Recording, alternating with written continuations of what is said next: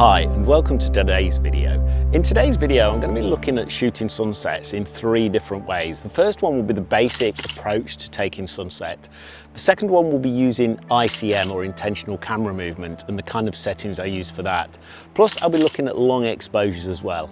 There's a great layer of clouds tonight that should render itself brilliantly for ICM plus the basics. The sea's pretty calm, so we're going to have to see what we can do about the long exposures, but there are some great features here. There's some rocks which I suspect may be covered by the tide in about an hour when the sun's due to go down, but there's some really nice water outflows out there as well that I'll be able to capture.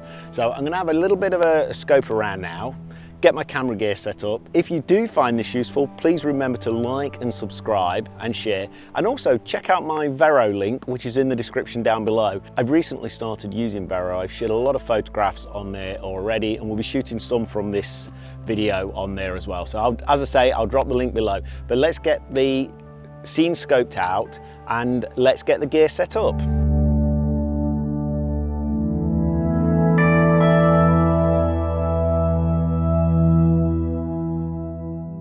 And the sunset did not disappoint. The first two images I captured were taken from this location. Of key importance for this location were two aspects: the waves dissecting the sea in parallel with the clouds and the leading lines of the sand ripples. And this resulted in the following two images.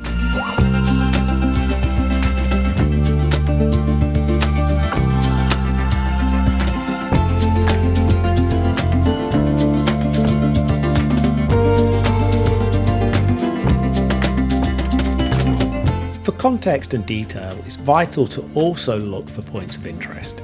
Here I observed a number of aspects, most noticeably the anglers and the red beach tent. The objective here is to tell a story within the context of the sunset and the image captured.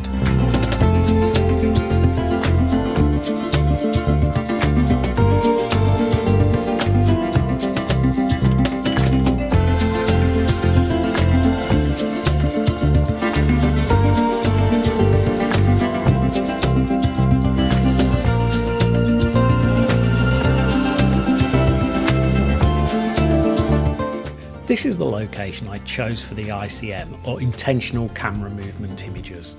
I chose this because of the elongated cloud formations, which are great for ICM.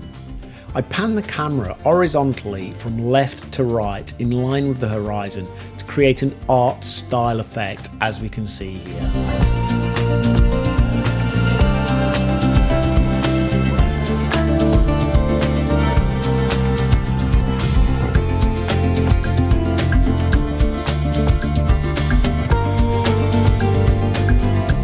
And for the long exposures, I relocated to another location whilst the sun was behind the clouds. This provides a more balanced exposure when using such long shutter times. The waves were just big enough to create a great milky effect on the surface, as we can see. Before we take a look at our final images, I'd just like to take this opportunity to thank you for your time in watching this video, and also remind you to like and subscribe to support the channel. Your support is massively appreciated. And now, without further ado, let's take a look at our final images.